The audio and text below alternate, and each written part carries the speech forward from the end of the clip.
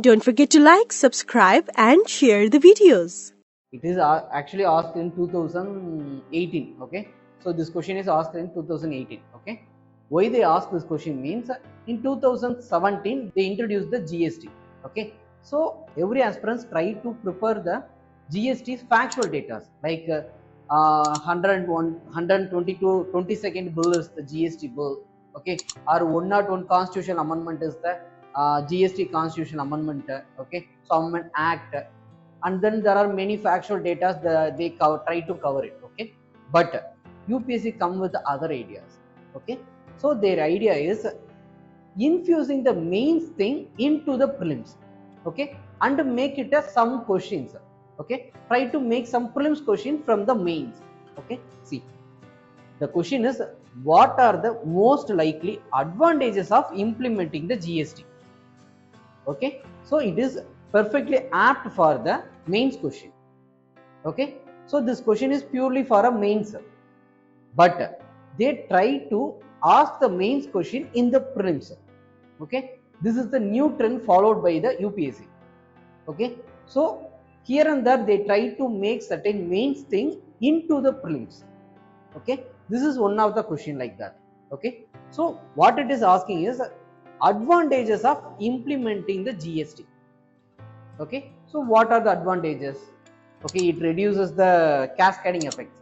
Okay, so by that, so the reduction in the cascading effect leads to the price reduction.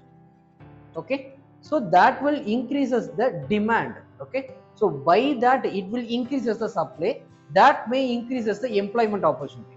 Okay, these are certain forecast made by the government so that they introduce the GST. Okay, but what this question is actually speaking is somewhat different. Okay, some of the statements are extreme also. Okay, so if you are able to find the extreme statements, okay, or extreme words, okay, by that you eliminate the statement means you can easily go for the answer. Okay, see, this is one of the most logical question. Okay, so with the basic common sense you can easily address these kinds of questions. Okay, for solving this question you don't need about the what is the constitutional amendment bill of GST. You don't need about the memorizing the 122 constitutional amendment bill. Okay, or 101 constitutional amendment act. Okay, or else one nation one tax. Okay, so nothing you need. Okay, so it is one of the basic idea level question. Okay, but you have to know about what is GST. Okay, so with that you can easily solve this question.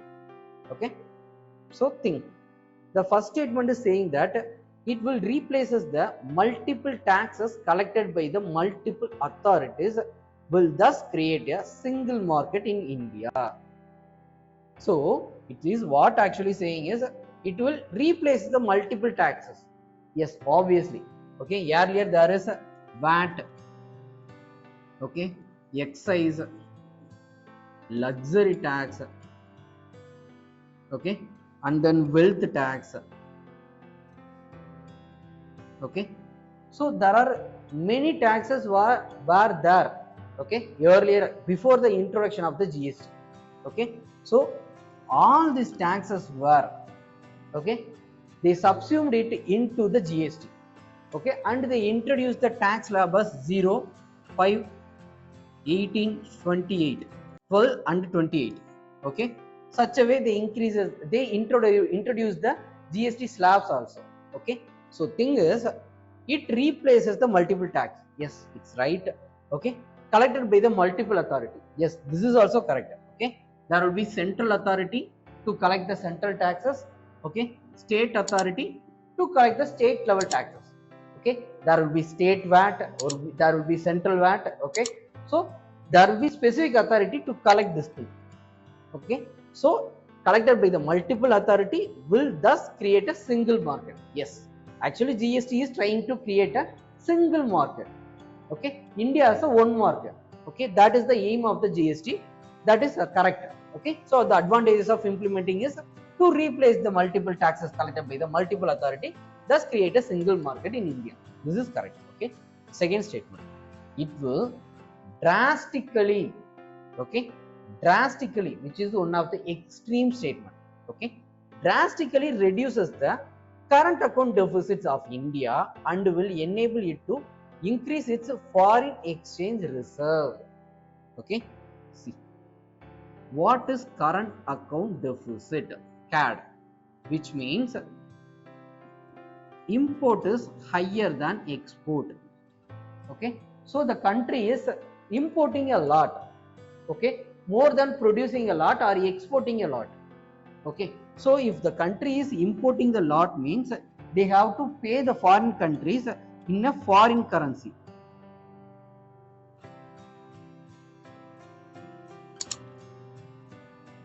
Mostly it will be dollar, pounds, euro. Okay, so all this thing. Okay, so what the statement is actually saying is it reduces the current account deficit, by that enable to increases the forex. Okay, so if you are reducing this current account deficit means it will increases the export. Okay, so increasing the export means there will be inflow of the foreign currency, so that will increase the foreign exchange reserve. So all this part of the statements are right, but the issue is due to the introduction of, okay, so due to the implementation of GST, it will drastically reduces the CAD. This is the trap. Okay, see, even though, okay, due to the introduction of GST, there may be certain price drop. Okay, so consider that earlier the price of any product is 100 rupees means due to the GST the price may be reduced as 98 rupees. Okay, this may happen. Okay, this might happen. Okay, but the concern is even though the price reduction happened, okay, that won't be result in the export of the product. Okay, that won't create a major demand from the foreign buyers. Okay, because foreign buyers look for the huge production, quality goods. Okay, so all these things also needed for the buying of the product from India. Okay, so even though the price reduce, okay, that may increases the demand for the product from India, but it won't be result in that much of changes. Okay, so even though that may happen, but these things are most extreme one. Okay, for just reducing of 2 rupees of price, okay, that much changes that will leads to the reduction in the current account deficit and also increase in the forex reserve. This is our one of the most extreme one. Okay, this won't happen due to only the introduction of GST. Okay, so in parallel to the GST, the government have to try to increases the production activities. Okay, and also they will make certain changes in the labor law. Okay, so all these things also happen in the parallel process. Okay, if that happen means this thing will happen. Okay, only by introducing the GST all these things will happen means it is not at all possible. So this is one of the logical way of thinking, or else it is saying that drastically only these are the extreme statements. Okay, so just eliminate it. Okay, so eliminate it means there is a possibility for 1 and 3 and 1 only. Okay, so again you have to check for the third statement. Okay, see, it will enormously increases the growth and the size of the economy in India, and it will enable it to overtake China in the near future. See, China's GDP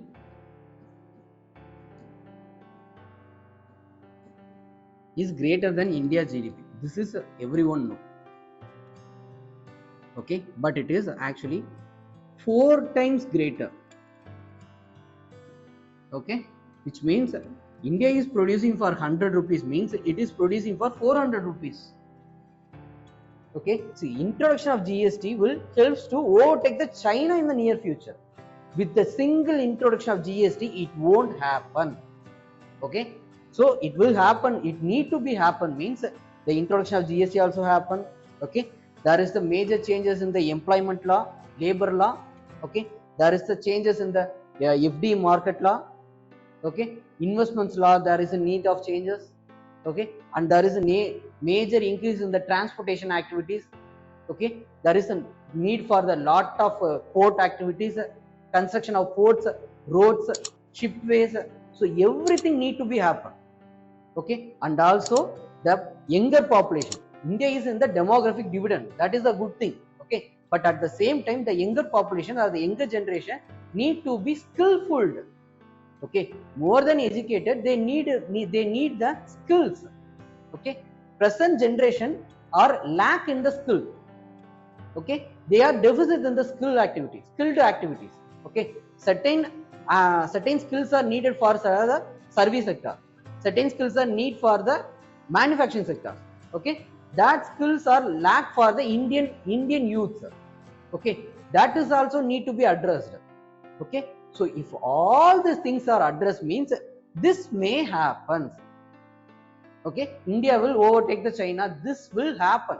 Okay, this may happen, but with the single introduction of GST, it won't happen. Okay, but the statement is saying that with this introduction or implementing of the GST, it will enormously increases the growth and the size of the economy. Okay, so up to this maybe the statement are right, but the concern is and will enable it to overtake the China in the near future. How it is possible? Okay, with the single changes in the market activity, this won't be happen. Okay, so this is the way you have to think. Okay, see, with general look, you may think that all the three statements are right. Okay, but you have to think for more than around at least for 20 to 30 seconds. Okay, with the single changes in the market activity, it will overtake China. This is not even possible. Okay, so you have to think. This is one of the most perfect logical question asked in the UPSC Prelims. Okay, so this is the way they will ask. Okay, they will infuse the mains topic into the prelims. Okay, and also they will make certain extreme statements and they will try to inculcate they will try to find how you are able to solve this question. Okay, so such a way they will make certain statements. Okay, so for this the 2 and 3 are wrong, so the answer is A, 1 only. Okay, so certain factual data related to GST. Okay, it is a 122nd amendment bill introduced in 2014 in Lok Sabha and was passed in the Lok Sabha in May 2015. The constitutional amendment was passed and notified as Constitution in 101 Amendment Act. Okay, in 2016. Which paved a way for the introduction of GST in India. So GST date is announced as 1st July 2017. Okay, from that we are following the GST. Okay, so the motto of the GST is one nation, one market and one tax. Okay, so these are the certain factual data. Okay, thank you.